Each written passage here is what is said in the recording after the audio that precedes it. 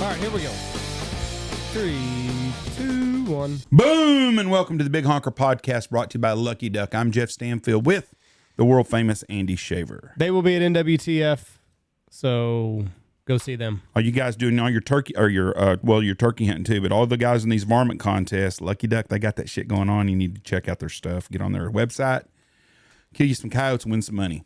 With us today from Louisiana, one of my favorite groups I've had in a long time, U.S. Fire Pump, which is Connor and Chris Ferrara. Thank you very much for being on. How are you guys? Doing great today, guys. How y'all doing? Can't complain. We are wonderful. Leaving to go to Nashville to the turkey convention tomorrow, so we get a few days off. You're an amazing story. As mayor of Knox City, we bought a couple of fire trucks off of Ferrara Fire Department. Am I saying it correctly? It's Ferrara. Is that right? It's Ferrara Fire Apparatus at the Ferrara time. at Fire Apparatus, and bought fire truck. Great equipment. And your story is wonderful. How did you get in the fire making business? Or equipment making business? Fire equipment making business. Well, yeah, I guess you go back in time, after me and my wife got married, moved out to a small town in just north of Baton Rouge called Central. It was a rural area, and it seemed like I've worked all my life, even before I got married at a corner grocery store and became a butcher during high school. So, I've always had a great work ethic, that I've done over the years. And I've always enjoyed working and meeting people. And so anyway, me and my wife got married, moved out to a small community called Central. Back then I joined the local union 198 pipe fitter and welders apprenticeship program, just following my dad's footsteps after I got out of high school. So with the experience of pipe fitting and welding and joining at that time, Central was just all volunteer fire department back around that fire department started in the early 70s, and I joined around 1976, 77 era. So we needed a new fire truck. So, at that time, the only money that we had coming in was fundraisers, chicken dinners, door-to-door donations, just to buy fuel for the fire trucks, the borrowed fire trucks that we had from Baton Rouge Fire Department and different fire departments around the country. So, we needed a new fire truck. So with my welding experience, me and a couple of guys got together and actually built a fire truck on the side on our spare time. So that was around 1981, 1980, 81 era. And, it took us probably about almost 8 months to build this fire truck and save the fire department a lot of money. And we built a new fire truck. So really that's kind of how the business got started. So when I was doing that project for the fire department, all volunteer time and borrowing stuff from the different people that we could borrow stuff from to actually build this truck. Found out that, there was really no one around this area that was selling fire trucks or had a lot of experience of building fire trucks. So like I said, I always wanted to go to work for myself, and I just dove in with both feet. So, I started doing some research of who was selling fire equipment and who was not selling fire equipment. So I actually started selling miscellaneous fire equipment, hose, nozzles, on my spare time while I was working out of a local union 198. I was working at Exxon facility in Baton Rouge at the time. So one thing led to another. The business started growing. My wife was working at the time and really supporting me and supporting the family. So as you can appreciate, started that business with about $1,800, Wow. So, you can't really start a lot today with $1,800, but that was back in the early days. So started buying some miscellaneous equipment and fire equipment and started reselling. So, the business kept growing. I got out there and start meeting a lot of people around the state. So again, one thing led to another, and I started selling fire trucks for another manufacturer called Grumman Emergency Products out of Roanoke, Virginia. So I had an opportunity to visit their facility and selling their product to a lot of different fire departments in Louisiana at that particular time. I said to myself, shoot, I can do what they can do, and so I opened up a repair shop in a small town called Eunice, Louisiana, that I had hired a salesman there, selling loose equipment. So he knew a guy that had a shop there, that we rented a shop and started, actually building little small mini pumpers and brush trucks and tankers. And one thing led to another. We kind of outgrew that business in Eunice and was working out of the house, so to speak, in Baton Rouge. I built a little barn, so to speak, out of the backyard to house, a lot of hose, nozzles, and equipment that we were doing. So we kind of outgrew that facility too, that barn, and actually bought a building in Baton Rouge that was about 3,000, 4,000 square feet, and started building fire trucks. I hired a crew that had some sheet metal experience, and we started putting things together and actually started selling fire trucks to our local community around the Baton Rouge area. And then it expanded to, North Louisiana and then to Mississippi and Texas. And as things grew, as you can appreciate, with only $1,800 starting this business, I mean, cash flow is always a big deal.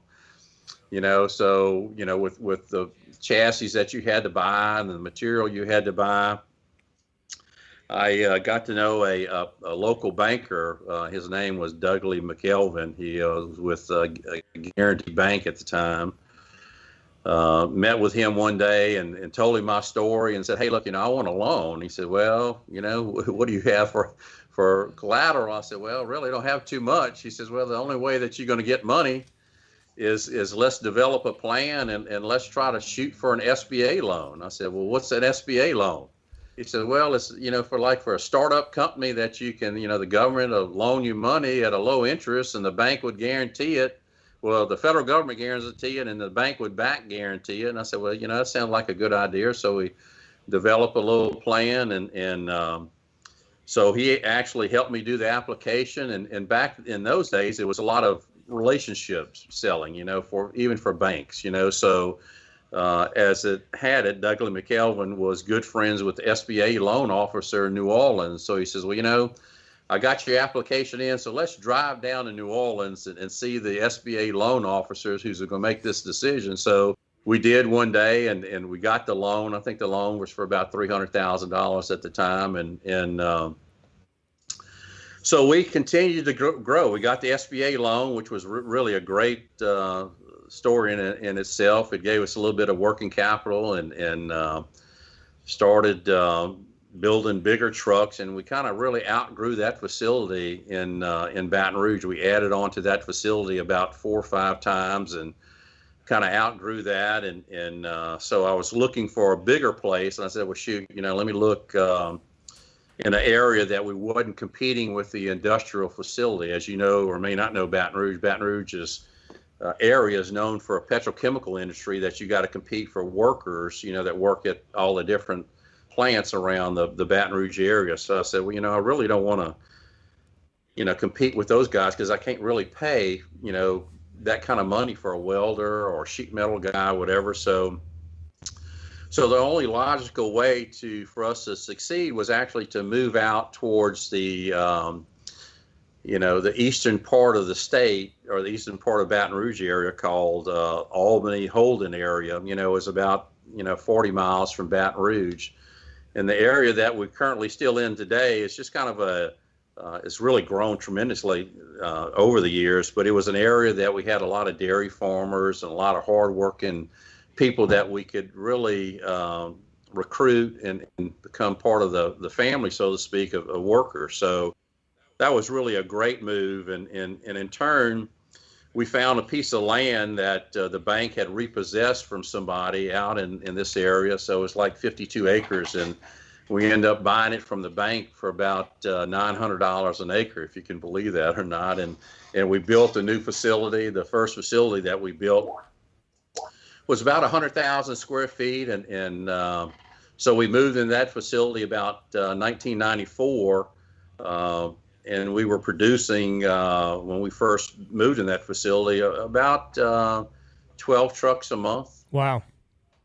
So with that, as you can appreciate, the workers that we were employing was, every craft that's out there. So I employed sheet metal workers, welders, pipe fitters, plumbers, upholstery people, carpenters. I mean, you can imagine every trade, that you have to succeed in building fire trucks. You have to have all these major trades to succeed. So as time went on, we expanded that building probably 5 or 6 times over the years and developed our own. In 1998, we developed our own custom chassis that we built from the ground up. So we introduced that to the industry, and that went over really well. So we started building, custom chassis and custom fire trucks along with commercial fire trucks and fire trucks of every kind, aerial trucks, ladder platforms. So we got to be known as, not only a great company, but, the quality was really second to none, of a lot of different products that's out there. And it's always been my philosophy that people buy from people. I mean, we live in a people world. I talk about that a lot, that, people buy from people. You're gonna buy stuff from your corner store that treats you the best and treats you well. And I have the same philosophy that's worked well for me over the years. And so, that business went on and grew for many years. So, I had an opportunity to exit that business about 2017. A publicly traded company came in and had to have the business. And as you can appreciate, being in the business for about that time, about 32 years, it was just time to take their money and go really go do some other things. So. But before I sold that business, we were working on another concept that was really unique to the fire industry. The biggest pumps that were being sold to us by different pump manufacturers was about 3,000 gallons a minute. So we were selling a lot of industrial fire trucks to a lot of industrial facilities all around the world. So I said, shoot, I want to develop a industrial fire truck that can pump 3 times or twice that much. So we set out to design a fire pump that would produce at least 6,000 gallons a minute. So we accomplished that goal around 2016-17, that we held the Guinness Book of World Record for a number of years of being the largest industrial fire truck ever produced anywhere in the world. So the first initial truck with our design pump actually pumped about 5,500 gallons a minute, and we brought it back up to about 6,000 gallons a minute. So, and that's from draft, guys. So when we talk about from draft, so you back up a fire truck to a lake or pond or whatever, throw the hard suction hose in, and that's what we're talking about, 6,000 gallons a minute. But from a pressurized source from industry, with industry has high pressure hydrants and large piping, we can produce, in excess of 10,000 gallons a minute out of these fire trucks that we had produced, so really unheard of in our industry. So, with that, as you can appreciate, big fires take big water flow and big, water foam solution flow. So, so we took that concept, and after selling in 2017, I kept the rights for that pump design and, excuse me, and actually said, what else can we do with it, with this pump, besides looking at putting it on a fire truck. So we said, well, industry likes to have big portable pumps that use as backup fire water pumps and other relay pumps. So we took this pump, and redesigned it to make a mobile pumping apparatus. So, on a trailer. So that went over well. So one thing led to another with that business. That's currently the business today. And let me back up. With the fire truck business, the Ferrara Fire Apparatus business that I exited in 2017. When I left, we had built over 6,000 fire trucks for different fire departments, all around the world.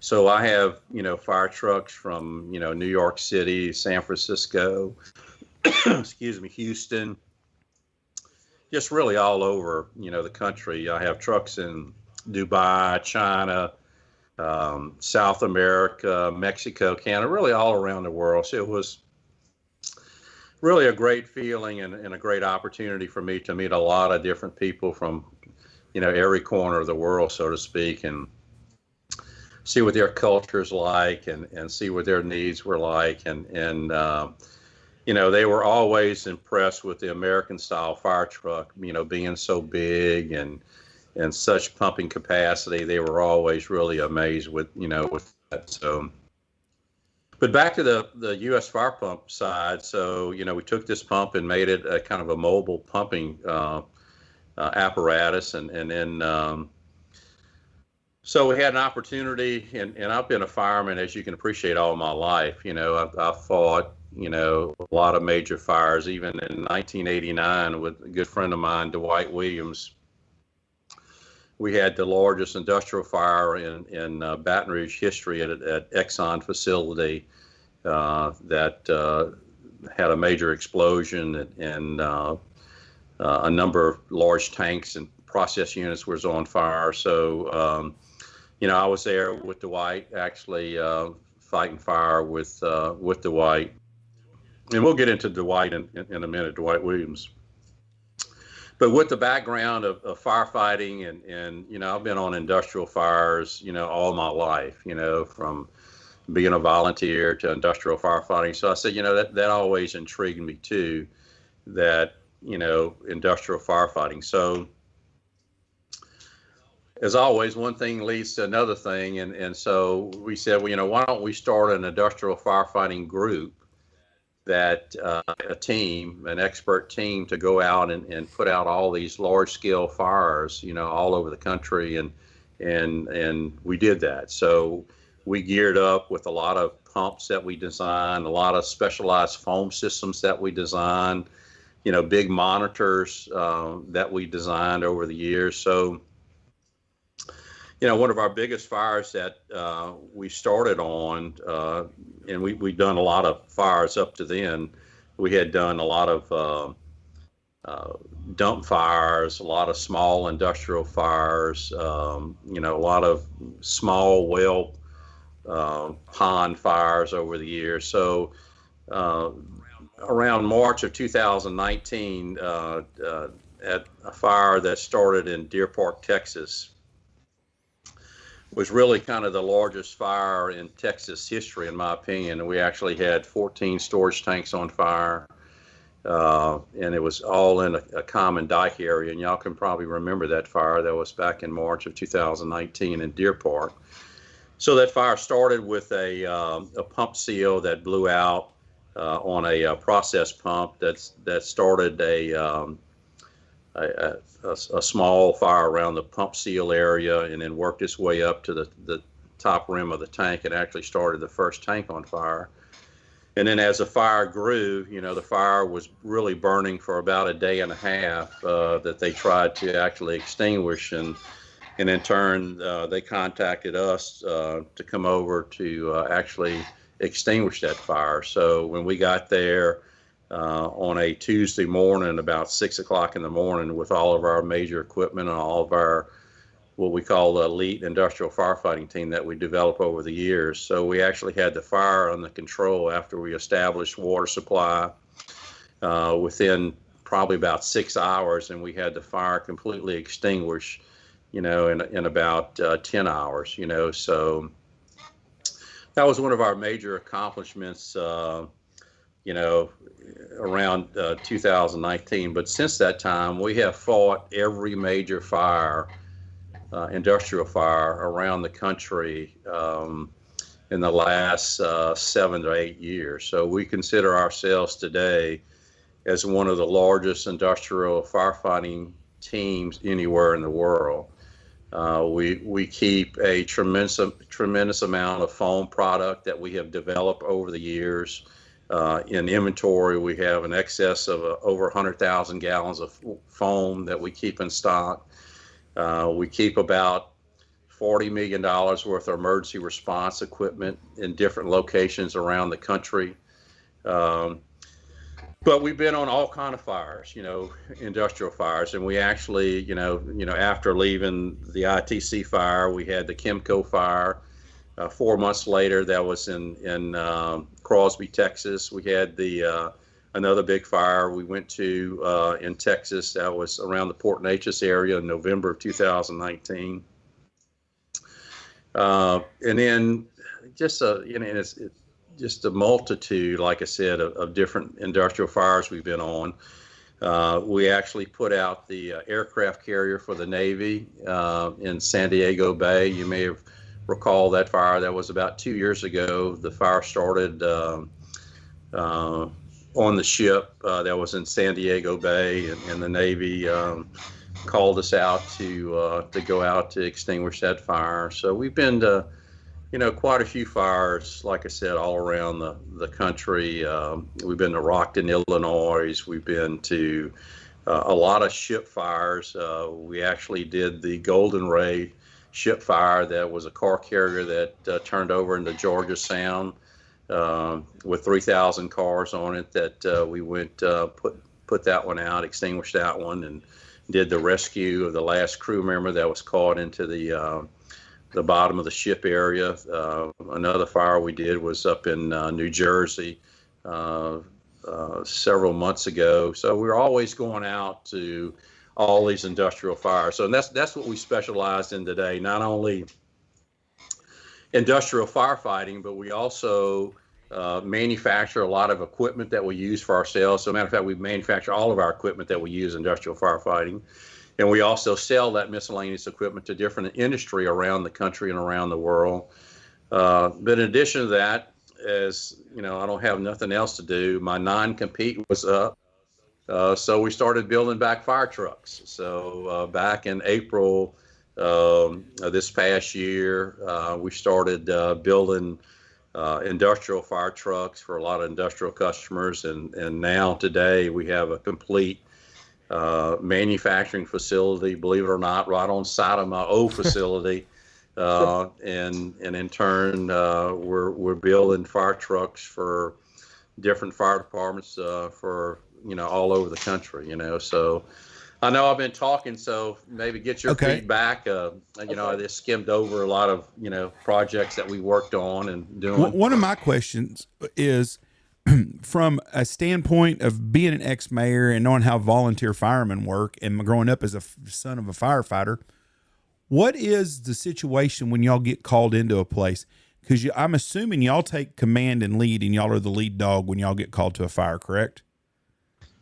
Yeah, we pretty much would want to be the lead, simply because, we're there to mitigate the problem. My philosophy is we're there to take your problem away. We have our own command post. We have our own communications. We have our own, bunker gear, air. We have our complete, system that we have designed that we bring in. I mean, we have paramedics on staff, certified industrial firefighters on staff. We have everything to take control of that situation. But as you can appreciate, we're there working for a company or working for a customer. So we're there working for that facility on behalf of them to extinguish, whatever big fire that we have. So, we sign a contract, with the company before we get started, saying that, we're going to do this and we're going to be successful and just mitigate the situation. So the local fire departments then will back off and let y'all take over. Cause I know how them guys can be, because does that ruffle feathers? Well, sometimes it does, and sometimes it not. I guess when you look at the big fire up in Rockton, Illinois, it was a 2 million square foot lubricant facility on fire, and we were contracted by the facility.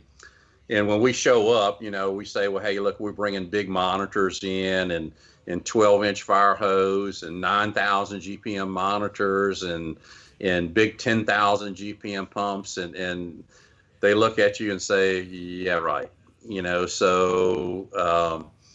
But after all the equipment is there and show up and we get started, then, it's a change of pace. But, as you can appreciate, firemen are great people all around the world. I mean,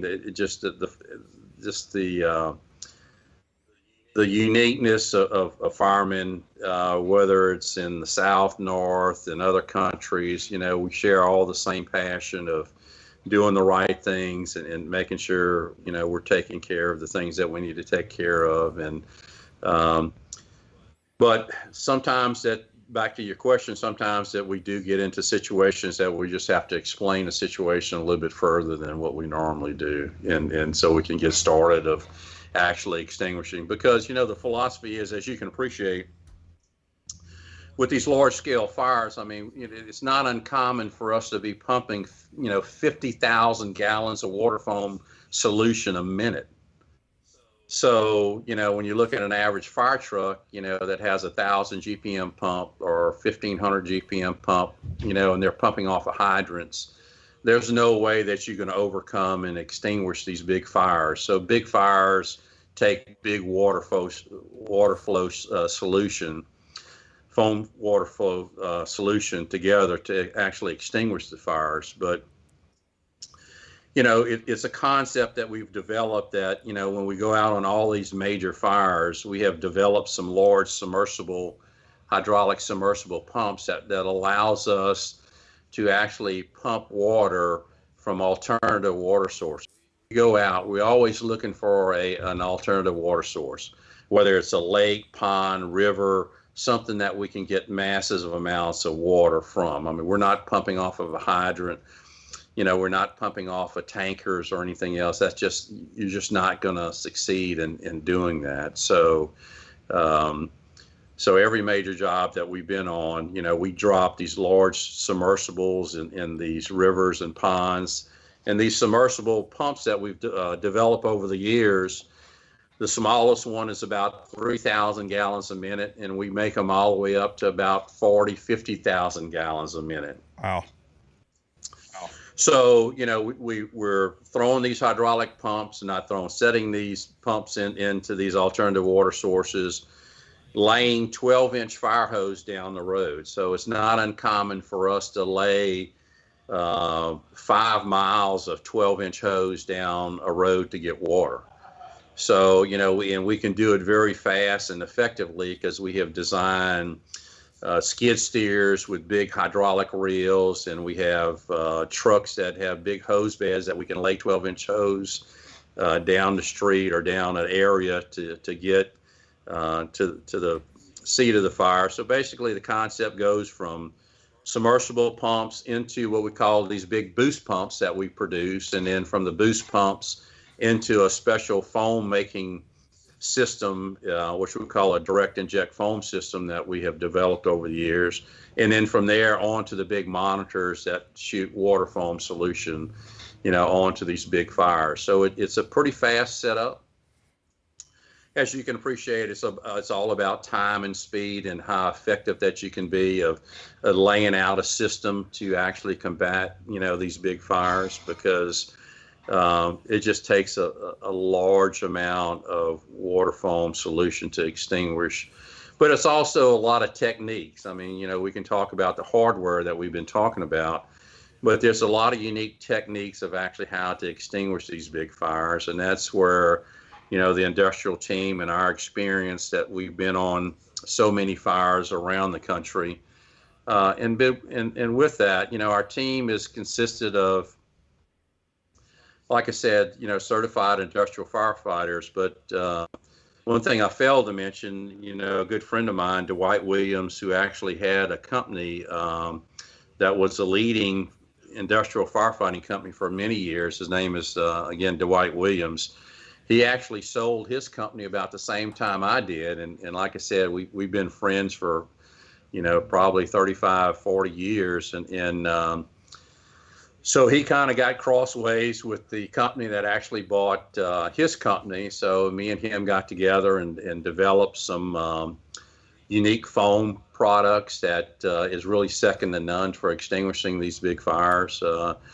Dwight is, in my opinion, one of the leaders of industrial firefighting, and has always been. But he's on our team as a senior advisor, and sometimes he goes out with us. Dwight's currently 77 years old and has put out more fire than anybody else in the world. So with his friendship and leadership with us, we have developed all kinds of unique appliances and monitors to be successful on all these calls that we go on. So, we're really proud to say that, every job that we've been on, we have successfully completed our tasks.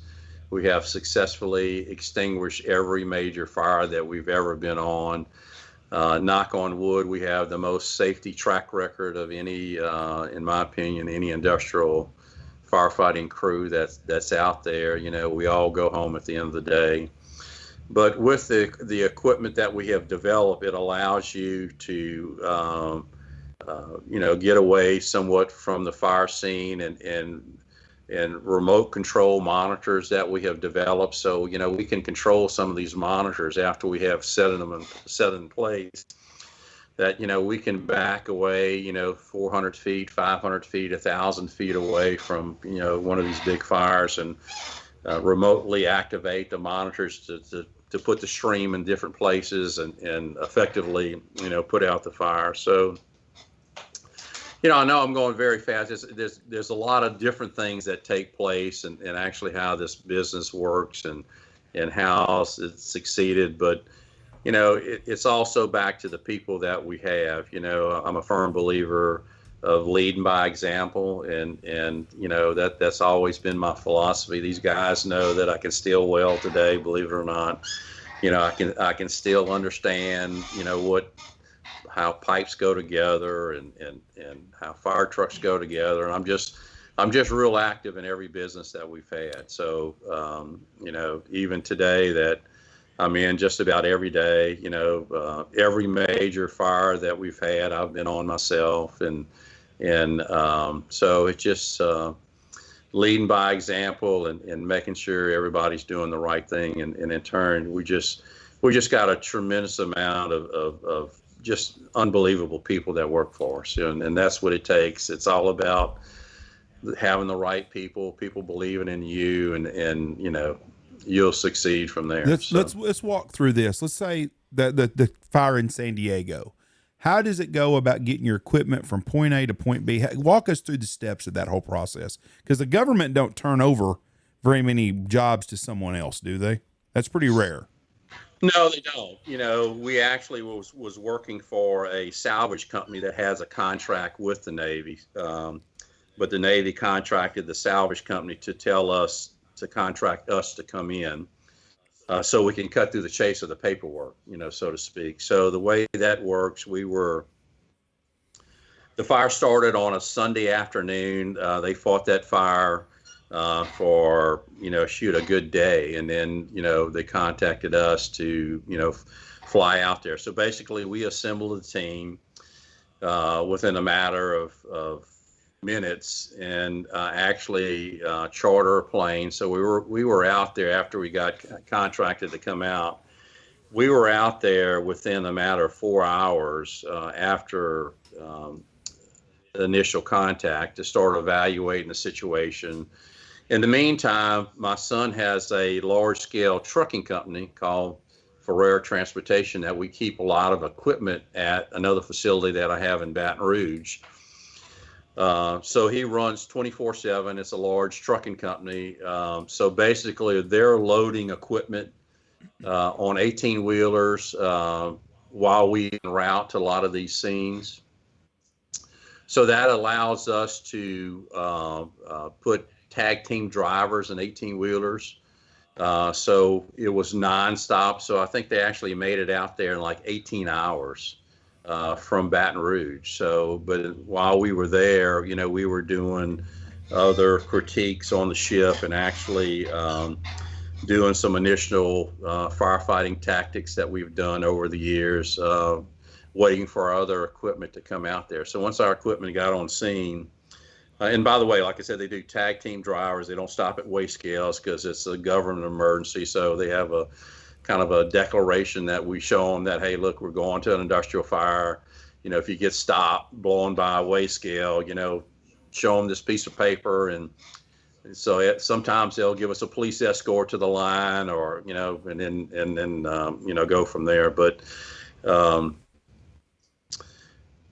so we got there, size up the situation.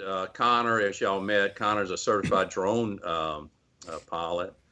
So we actually brought out a couple of drones, and they were actually doing water drops off of helicopters and hitting the top of the ship and kind of bouncing off. So we kind of stopped that operation and started the interior attack of actually going out inside the ship and actually extinguishing the fire. And once our equipment was out there, we had the fire under control in several hours. And with that, we were flying several drones that we brought with us that allows us thermal imaging drones that allow us to see a lot of the hot spots in a lot of these situations that we're on. We have learned, one of the secrets that we have with the drones that we have, we can size up a situation. We can see where all the hot spots are in a particular ship.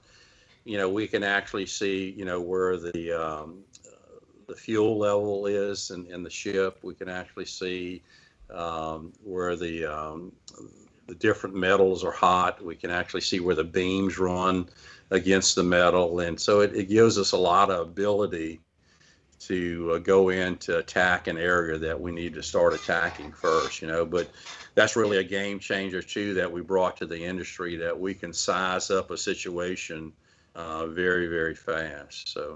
So what's it, when they give you the call, I mean, have they exhausted all other resources that they have at the local or whatever level that they're at? Yes. I got to be careful with a lot of these, comments that, as we can appreciate, that I'll make. I mean, a lot of times, people get exhausted. People just don't have the right equipment. It's just about the equipment and the technology and the techniques that we've used that we've been really successful in extinguishing all these fires. It's just, over time, you learn so many different things that's trial and error, just like building a fire truck, and just like in this industrial firefighting, that sets us apart from a lot of people, because we've done so many jobs. We've done so many tactics that people don't know about and we don't talk about a lot. But we're there to do a job, and we'll get it done. But back to your question, a lot of times, they have exhausted all their foam resources. They have exhausted all the manpower, but in addition to that, they just don't have the type of equipment of magnitude that we have. Getting back, I mean, we at any given time, we have 20, 6,000 to 8,000 GPM pumps in inventory, that can flow, up to 250 PSI with 12-inch intakes and 12-inch discharges. And like I said, we keep about 12 miles of 12-inch hose in stock. So it's just having the right equipment and the right techniques and the manpower to succeed. So who makes the decision? Is it the fire department that's on the scene, or is it the, I don't know another way, private company that says, no, let's call these guys? Well, if it's an industry, it's a private management making this decision. So basically, it's a decision from the industrial fire chief and the management of that facility that makes that decision for them, saying, hey, look, we need to bring in additional help to control the situation. In addition to that, we have a lot of what we call MSAs, master service agreements, with a lot of different industries across the country that, we have an established contract already that, like we tell our customers, call us early. Don't let it get out of hand before you call us. We can always be turned around. But call us early. Don't let the situation grow out of your hands and get out of control. But with that, with the standard contracts, and we also have many standby contracts with a lot of industrial facilities whereby, they pay us to have a standby equipment, just for their needs. So we will guarantee that, let's say a hurricane's coming in and they worried about 4 or 5 facilities, we've been on 5 jobs at one time, believe it or not, during hurricanes, with the equipment and the manpower that we have. But having a standby contract, assures the customer that they're the first on the list and that we're on the way and we're coming in a matter of minutes or hours. It depends on the location. So, we have our own aircraft stationed right close to us that, we can load up and be on the plane within 30 minutes, heading out somewhere, so that's another tool that makes it really important that,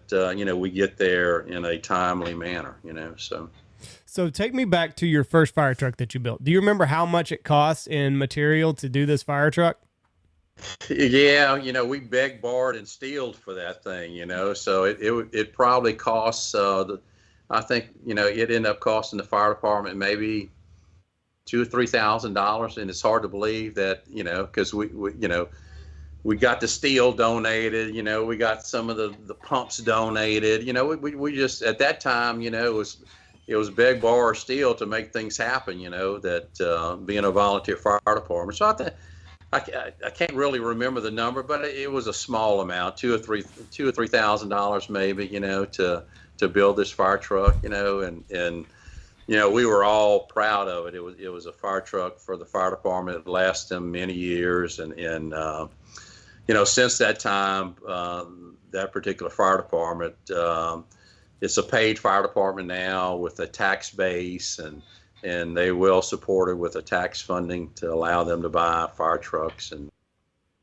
new fire equipment and have paid firemen on staff, So what did you do? You just had did you know how a fire truck needed to be built, or did you see like old ones where you're like, okay, let's put this here, this goes there? No, just looking some of the old ones that we had, and looking at how the pumps was set up underneath the chassis and how we're going to run the drive shaft to operate the pump and how we were going to do the piping and how we were going to do the hose bed, and just, taking, other ideas off of old trucks that we had, so just kind of duplicating that. What's crazy about a fire truck is I did not realize how quick they lose their value, because we were buying a new fire truck and I was like, okay, that's really good. We're gonna buy a new fire truck. We got to be able to sell the old one. We haven't hardly used it. There's like no market for a used fire truck at all. Well, believe it or not, there is today, because with COVID, as we can appreciate, delivery of a new fire truck today from a major manufacturer is, how long do you think it takes to order a fire truck today? 6 to 9 months. Spec one out. 6 to 9 months, if I'm guessing. From us, yeah, I can build one in 60 to 90 days. That's what our niche is today. But typically, if you're looking at a fire truck that's custom built or an aerial truck, 3 to 4 year delivery today. Wow. And the price is going to go up tremendously in that 3 to 4 years. Well, no, the prices has already gone up. A standard industrial fire truck can reach $2 million today. A standard municipal pumper, that let's say the city of Houston buys. I mean, you're looking at $1 million today for a pumper. And see, a little town like Knox City, when we bought our last fire truck, I want to think that we paid about $200,000, and I may be way off on that deal, but. No, you're probably pretty close. You're probably, back in those days, we were selling trucks, $250,000, $300,000. And that same truck now is costing $1 million. But that same truck today will cost you $500,000. Yeah, see, small towns, that was one of the problems with a small town, is being able to buy equipment that you could keep up, because you lost so much money on the one you had before. There was no resale on it. So what happens is these small fire truck or these small departments would get hand-me-downs from the bigger departments, or we'd get a grant, or we had to borrow money from our EDC or whatever it is to get one. But wow, $2 million for a fire truck, that don't take long to run into a lot of money. No, and we currently have some fire trucks, industrial fire trucks, aerial trucks in backlog today are $2.5 million. Wow. And now how long does it take you to get one of those trucks out? Well, after my non-compete was up, I did, with the relationships I had with a lot of chassis, suppliers, that, I went out and bought about $10 million worth of chassis that we have currently sitting on the lot today that, we can turn these chassis into fire trucks, in as little as, 90 days, 120 days, 6 months, 8 months. It depends on the complexity of what they're looking for. But, our niche next door before I sold the business was one of our niches too, that, I was known always to do quick deliveries, So, currently today, that's what our niche is. We build a lot of demos that, people wreck fire trucks. A lot of people don't know that, fire trucks get in wrecks just like cars do every day today, on a weekly basis. Matter of fact, there was 3 last week around the country, or 4 last week, major wrecks. Yes, I saw those. So that, you have to have a replacement. So, you can't go out and say, well, I'm going to wait 3 or 4 years to buy one. So that's where we come in. We build a lot of stock chassis, a lot of, stock demos that we can, turn them around very quick, or you can buy one of the ones that's already completed, so. Let me ask you this. Let's say I live in Tel Aviv, Israel, and I buy a fire truck off of you. Walk me through the process of getting that fire truck from Louisiana to Tel Aviv.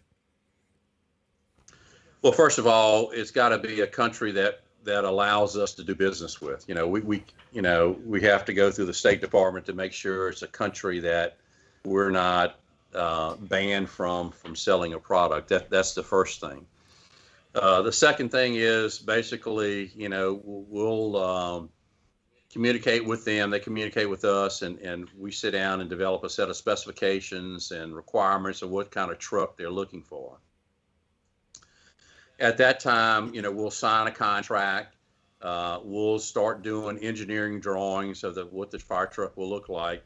But also, if it's an export fire truck, we want money up front. I'm not gonna build a fire truck of some specialty without having, money up front because as we can appreciate, things can go wrong all around the world. So they sign off on a set of drawings and specifications, and then we'll build the truck. And sometimes they'll come visit our facility, and sometimes we'll do videos. But majority of the time, probably 80% of the time, if it's a kind country that we can do business with, and typically they're coming here to see what the vehicle's like. So once the vehicle's complete, it's tested, with a third-party testing company. So we'll package it up. When I say package it up, we'll make sure everything is drained and tied up, and we'll actually drive it to a port where they'll put it on a ship, whether it's out of Houston, Jacksonville, California area, on a roll-on, roll-off ship, and deliver it to the country. That's an interesting deal. Have they gotten... Going off memory, one of our biggest problems used to be our tanks would get where they'd leak or rust out after a year. Are the tanks now going to more plastics than they are metal? Yeah. So back in the early years, all water tanks on fire trucks were made out of just regular mild steel. And then it went to galvanized steel. Then it went to stainless steel. And then, about 20 something years ago, a company developed a poly tank, a kind of a plastic tank that, believe it or not, has a lifetime warranty. So since 20 years, all the tanks, I'd say 99.9% of all fire trucks today have a lifetime warranty with a plastic tank. That sure saves a lot on because that was our big thing. You get a fire truck and it's set. We had a lady that passed away that donated her life savings, bought a pumper for our small town. But her rules were is it had to stay in town. We could not take it out of town. Well, over a 20-year period, that thing didn't have 500 miles on it. And so when I was like, man, we could trade that off for a lot. It's low mileage, blah, blah. Well, the tank's rusted out or whatever. It was always, there's just no resale at that time on stuff. This is really interesting. Yeah, but back to used fire trucks today, believe it or not, with COVID and people waiting so long to get fire trucks, used fire trucks today are in great demand, believe it or not, and getting higher prices today than ever before. But it costs so much to replace them for a small town budget. Correct. So, I mean, as you can appreciate, you can buy a good used fire truck that's 10, 15 years old for a third the price of a new one. Yes. And right, a lot of these cities and small towns can't afford one of these new fire trucks. I mean, unless they get a grant, that there are grants that's available for small to large fire departments around the country that the government gives every year. But you got to apply for a grant to get that money. But you also have to put up money to match some of the grant proceeds. Yes, sir. That's exactly right. Did the Navy ship that y'all worked on, was that salvageable? Well, unfortunately, that ship went through a $500 million renovation, before the fire started. Typical government money. Well, yeah, and in turn, that ship was actually going to be deployed probably 3 weeks before that fire started.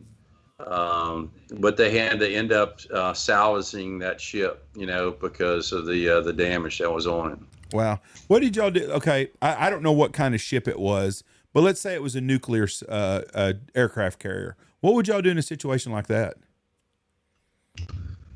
That's a whole nother animal. As you can appreciate, things that we can do, I can't talk about, because it's. I understand that completely.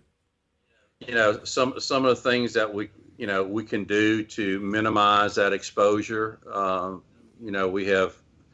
We've had dialogue with different people about that situation, and but there is ways to control that situation. See, I had to ask good questions, and that was, to me, I thought would be a pretty good question there.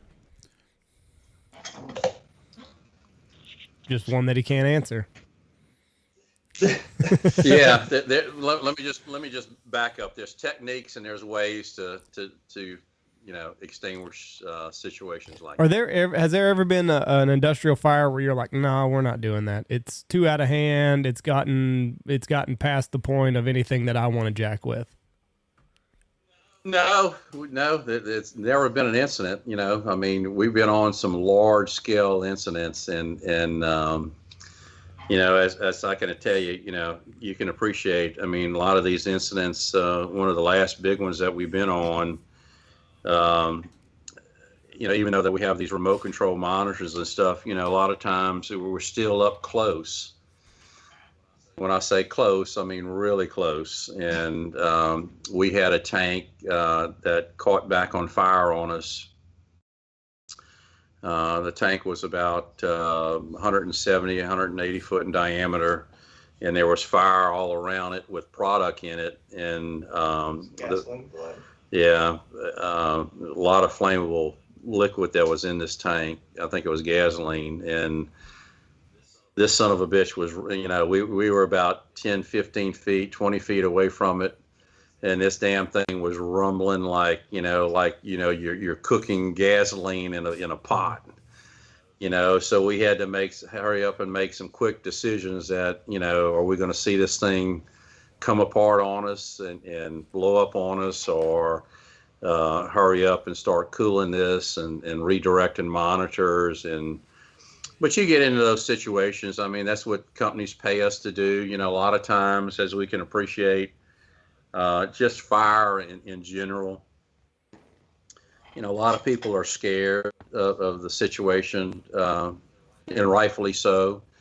A lot of times when we go on scene, you'll see a lot of people a mile up the street, 2 miles up the street, and we're going the opposite way. We're, we're going into the thick of things, but that's what we do. That's what we know how to do, and being successful of doing that. But back to your question, there's always a way that you can, get these things under control. Yeah, and just for instance, that Deer Park fire.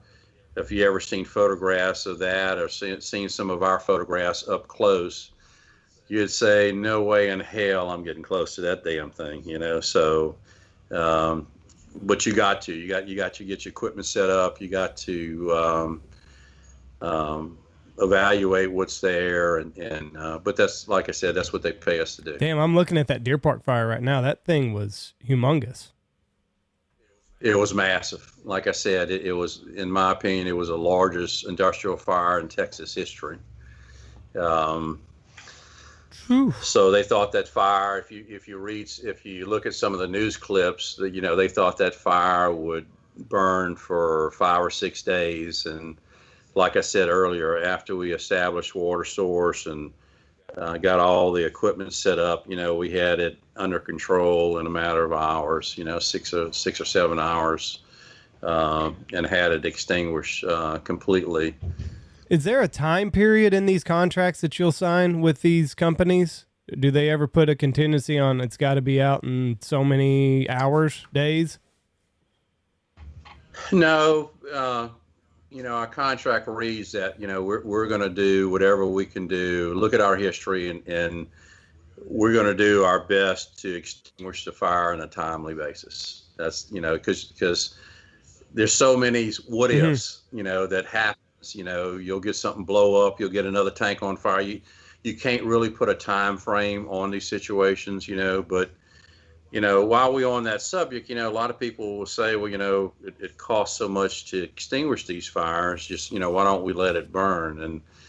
And when you look at that analogy, so who are you going to please? Are you going to please the environmental people by,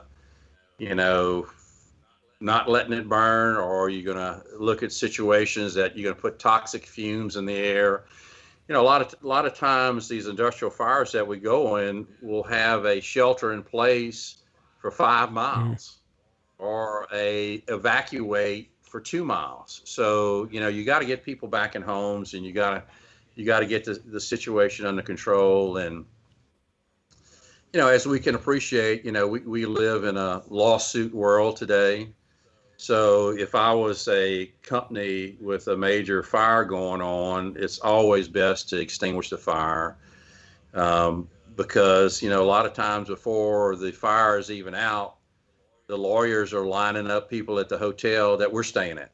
Mm-hmm. So that's just an unfortunate situation that we're live in today. And I understand people have their own rights and appreciate that, of what they, out of their home and out of food, and all the hate and discontent with that. But it's always my opinion that get the fire under control, put the fire out, and get people back in their homes, and get people back in their location. Because given the Deer Park fire, I mean, you had schools evacuated, you have restaurants evacuated. So I think that was a 5 mile radius around that facility, because not only that facility was in a location, if you look at an aerial map, I mean, you had tons of other hazards around that fire. You had some big spheres, what we call bullets, that would level 4 city blocks if one of them would ever go off, or a multitude of them would go off. So you got to get it out. It's got to be put out. What about the train derailments? Have y'all had to deal with any of that? Yeah. East Palestine, it was a, as everybody knows, that was a kind of a unique situation there. And, I think that was a no-win situation, in my opinion, any way you went. because the railroad's obligation, or is to hurry up and get the rail line back open, and I think they did what they had to do to. I think they did what they had to do to get the rail line open. Yeah, we had their local fire chief on with us. They hunt with us, matter of fact.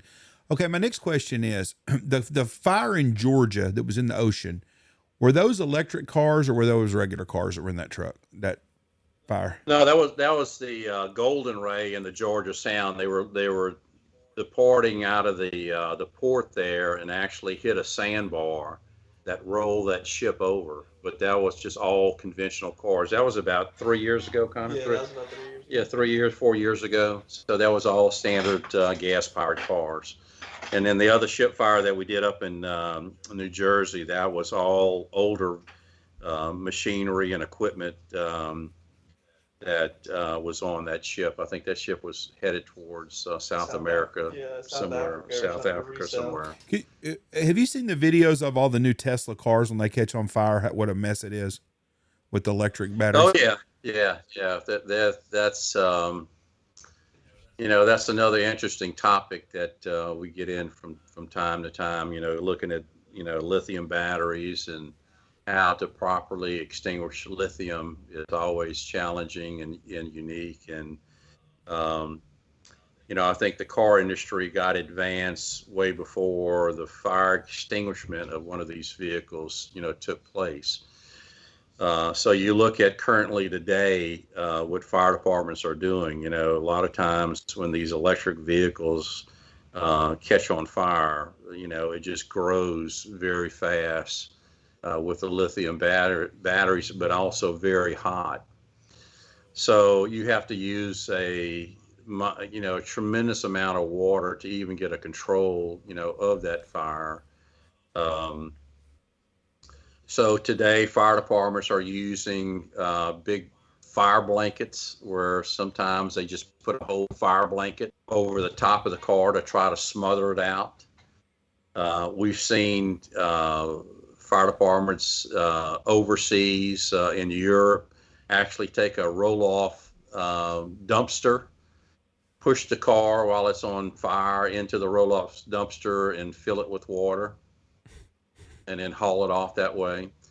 But what a lot of people don't understand, that even with the amount of water that you're putting out there, now you have environmental issues of water runoff, of lithium and other chemicals that was in the car materials that are running off, which you have to contain. So I think it's one of those situations that.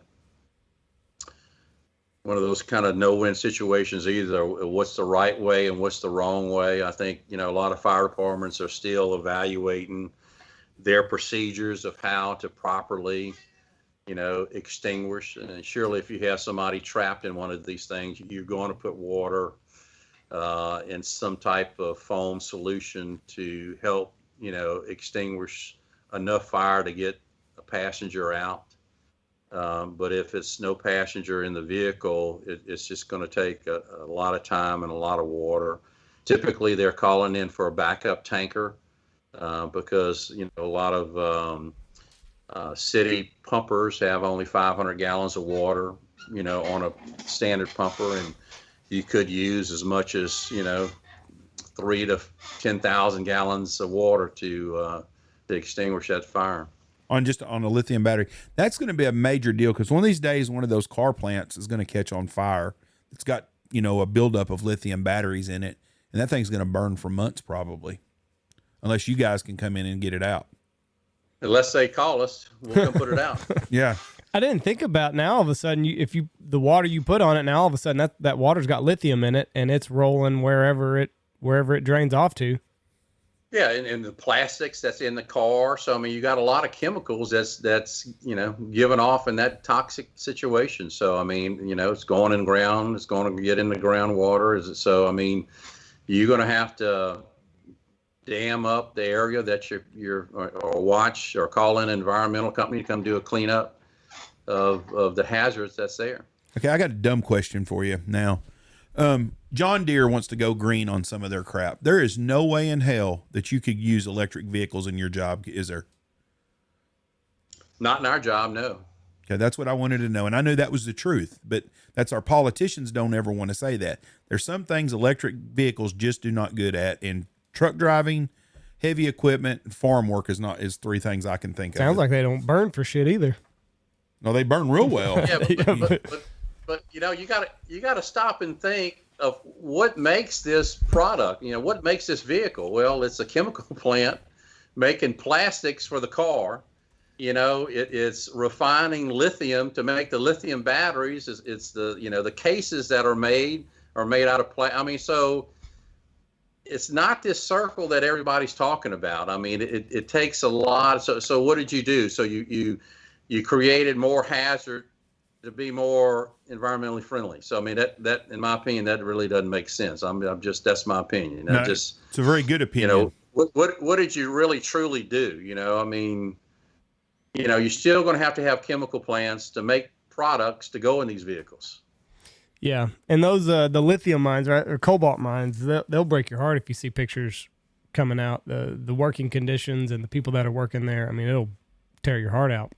Seeing how you get the material. You know, overseas, low wage, you know, young kids working in these mines that are 10, 15 years old.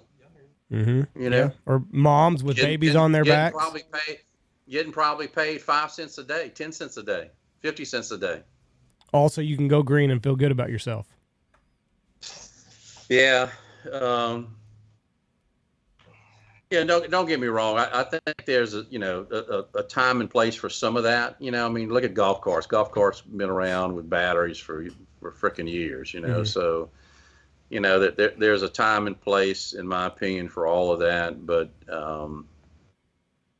you know, if I was, you know, this is my personal opinion. You know, I wouldn't own an electric, car. Yeah. I mean, you know, the thing is, it just, you know, if you ever get in a crash with one of these, and maybe I'm talking too much, I mean, I would really second guess. Andy, when are you getting your truck?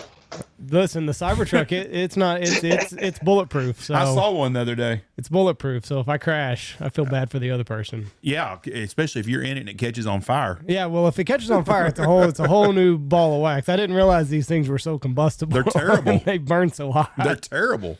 How does the pay work on these industrial fires? Is there a set price before you guys leave? Is it this is what it's going to take to get us started? You're going to get into the weeds they don't want to talk about. Well, you know, basically it's an open purchase order, you know, that, you know, some of the standby contracts that we have, you know, we initiate a fee. But if it's an emergency contract, you know, it's an open purchase order because right. Number one, we don't know how long we're going to be there. We don't know how much foam water solution we're going to be shooting. We don't know, you know, all the particulars. So it's kind of an open purchase order, you know, and, you know, a comment, I'm sure everybody knows Red Adair, that's been dead for many years and was world renowned for, fighting wildfires all around the world. You know, his motto was that, you know, you think it's expensive to put out this fire, but wait till you hire an amateur. You know, so. Yeah, that's exactly right. So I mean, you guys scramble and you got boots on the ground and you're assessing the fire within hours. Yes. And then, I mean, do you guys have a pretty good, once you get on scene, is it pretty well, like, you know what it's going to take to put out that fire, or are you always calling in reinforcements? No, basically, you know, first of all, you know, we're as always, we want to know what product is burning, you know, because every product takes a different, unique type of method to extinguish. You know, like methanol may take one method, gasoline takes another one, diesel takes, you know, so all these chemicals take a different, unique approach of how you extinguish. Naphtha being one of the worst, in my opinion. With the high vapor pressure, it just every fire is different, and in turn, it just really depends of what product is burning. That's going to make a difference of what equipment we're bringing in, and how much equipment we're bringing in, and how much foam we're moving, and so forth and so on. So what's the longest that you guys were on one of these? That's a good question. The Deer Park fire, we actually stayed on location with a smaller team after the fire was extinguished for about 5 to 6 months. Jeez. So after the fire is out, and we stayed there while we helped remove the tanks that was all crumbled. And so you're going to have some spot fires. As you can appreciate, all the steel is crumbled, and you still have some ignition sources, a product that's still around those tanks. So we're there with the equipment and manpower to put out any small spot fire that's there until the tank is completely cut up and removed. Were they having spot fires 4, 5, and 6 months after that the whole time? Smaller ones, yes. Jesus. That's a hell of a fire. Right. Well, I tell you what, you guys save a lot of lives, a lot of time, and y'all are an insurance company's best friend, I bet, when this shit happens. No, absolutely.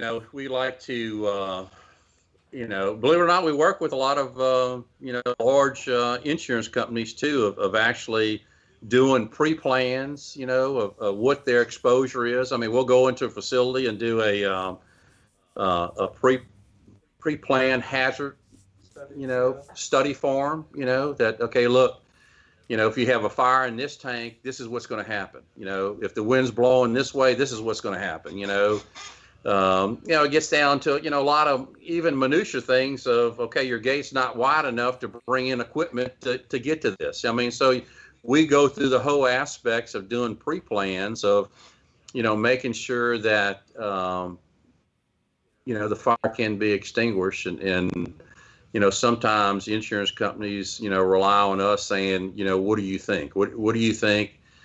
Because, any insurance company, as we can appreciate, wants to protect their interest too, to make money, what their exposure is. I mean, what is their total exposure, and what's going to be their exposure in the worst case scenario? It's a crazy, crazy, crazy, crazy life. You've made it. Yeah, I bet you never thought you'd get here whenever you were welding that first fire truck together. No, people ask me that all the time, saying, wow, I bet you didn't think of that, and that is a true statement. I never thought that I would be here or what I'm doing today. It's been very rewarding, like I said earlier, with customers and great friends into the business, and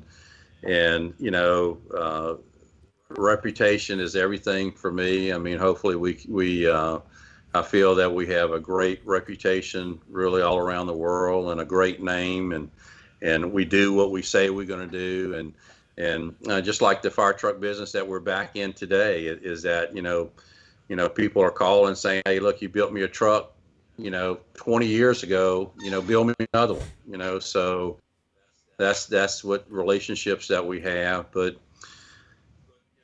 back to the industrial firefighting business. I mean, that's really after a big fire is extinguished, and we're sizing up the situation. It's really rewarding that we played a major role in extinguishing that fire, because every fire is challenging. I mean, there's not a fire, even with municipal firefighting today. Every fire is challenging, and every fire is unique in the way you approach, and it always depends a lot of situation that goes on. And then, just speaking of firemen in general, when you go to any local community anywhere around the world, firemen is always your best friend in every community. Mm-hmm. I mean, just the the respect for the community that have for firemen, it's just unbelievable. Firemen today are a unique breed and a special person. And when you look at even, and I've talked about that over the years, even when you look at a crisis in your life, who's going to be there for you? Whether you have a heart attack, injured in a motor vehicle accident, your house is on fire. Firemen is always going to be your first responders that come in to help you with that situation. And they have the passion to do whatever they need to do to help out. And the firemen, they're not doing this for the pay, because, look at some of these firemen that, just start out. Some of these firemen are making $30,000 a year, $35,000. How can you make ends meet being a fireman, getting paid that way? Even policemen been making, the same thing with policemen, making $38,000 a year in some of these rural areas. You can't even pay your house, pay a car note. You can't even. So they do it for the love of the job, and people recognize that, and a tribute to all the firemen across the world that we run into. It's just a credit to their passion, just like our passion with industrial firefighting. We share the same passion. There's a lot of great firemen around the world. Yeah, you cannot hire a police officer in a small town hardly right now. It's almost impossible.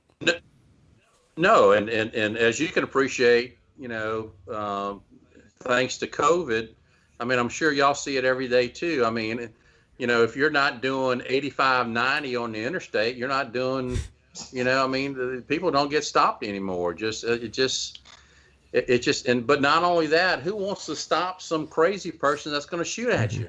Yeah, for $35,000 a year, 38. I wouldn't. I don't want that job. No, it's being a police officer and a fireman. But beyond that, as you can appreciate, they always want to blame, the policeman for what they did or didn't do. So it's kind of a no-win situation they're in, and credit to those guys too, that they're in a no-win, a lot of times in a no-win situation, that they have no respect for what they do. The state of Texas, I think, is fixing to supplement counties with the sheriffs and the deputies to get them extra money. But in a small town like I live in right now, if we hire a police officer, we're going to have to pay $40,000 a year, which is not a lot of money, but that's what a city like Knox City can afford to pay a police officer. But he can go to a suburb of Dallas or Austin or Houston or San Antonio and start out at $75,000 or $80,000. They've got more in their budget. Paying them $150,000 a year, right? But they can't afford it. And I agree with you on that. But my point is, they deserve $150,000 a year. Yes, sir. 100% agree with you. Police officers and firemen and ambulance and EMT personnel, first responders, are the lowest paid people in this country for what they do. Yeah, and a lot of people don't know that. Some of the ambulance services in Mississippi are paying their people like $13 an hour. $12. There ain't no way, you can make ends meet. Nope, not at all. And that's what and then you go to McDonald's and they're paying 15 to 20. I just told Andy the other day, 10 years from now, I don't think there'll be a fast food restaurant open in this country because they won't be able to get people to work. First of all, this young generation is not going to work. Bottom line, you raised your boys to work. You know what's going to happen there? It's going to be all automation. It's going to be all automation that, it's going to be automated, burgers that they're cooking and automated that they put it together. And it's going to be a robot at the counter saying, okay, or the checkout window, drive-through window, is going to be a robot handing you a burger. Yep, that's exactly right. My wife told me this last night. We ate dinner at a place, and it was another national franchise, and it was absolutely horrible again. Unless you go eat at a mom and pop restaurant, you can't get good service hardly anymore, good food. I don't care what national chain you go to. If you go to a national chain, the food either sucks or the service sucks. I think as we get older too, it just, we used to eat that stuff in the early days, as a quick bite. But as you can appreciate, I think I know I am more kind of choosy of what, some of the places go into, so. Yeah. I don't know if this place is a national chain. Freddy's, I ate there. They got good burgers. Very good burgers. And it was out in a timely manner. People were friendly, but I don't know if it's a national chain. It's not cheap. Well, either. wasn't cheap. And No. that's Yeah, Freddy's, but Five Guys is another Five Guys place is that good. has, good burgers. if the name is Roadhouse, stay away from it. I'm telling you right now. A roadkill, one of the two. It's terrible. I've already banned going to Texas Roadhouse. So last night we thought there's a place called the Beehive in Abilene that's locally owned. It's very, very good. They were closed. And I said, let's go to Logan's Roadhouse. I want salad anyways tonight. And they got a good salad. It was terrible. I told Michelle, I said, if it's just horrible these days, what you get at the national franchises. They can't get no help. They don't pay nobody. And the quality of food is just not near as good. But you shouldn't be eating nowhere else anyways. Where you live at, you got the best food in the world. There's nothing better than Kunas food. Yeah, I mean, it's hard to beat Louisiana cooking, man. That's why you gain 50 pounds in no time, so you got to control what you eat, But believe it or not, even while we're on the subject of food, I mean, crawfish, I saw crawfish the other day, $13 a pound. Can you believe that right now? I saw a guy, he took his wife out. They always go before Valentine's Day. They go a couple days before so they don't meet the rush. And he said, we usually get 8 pounds of crawfish is what we usually order for the two of us. And he goes, it was $150 freaking. How the hell? Right. You're going to be so busy. Your hands are going to be so sore after cracking all that shit. Why would you 8 pounds? That's what he said they normally order when they go for their Jesus. Valentine's meal. That's not as much as you think it is, though, because there's a lot of waste. No, I know that. There's a lot of cracking to do, too. Go take her to a nice fucking steak or something. Andy does not appreciate crawfish. It's a lot of work. Yeah. Hey, me and Andy's together. So I'm not cracking no heads or sucking no tails. So, Well, all the good food down there. And plus, there shouldn't be anybody fat in Louisiana. All you got to do is walk outside from about April through about October and you'll sweat to death.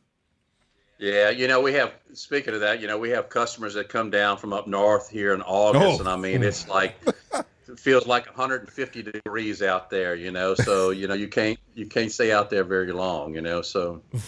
Not good. Well, listen, we appreciate you coming on here. This has been an interesting podcast. We appreciate you letting us pick your brain on all this stuff, and you're doing a lot of good work out there. Keep Connor in line this summer and spring, and y'all be good out there.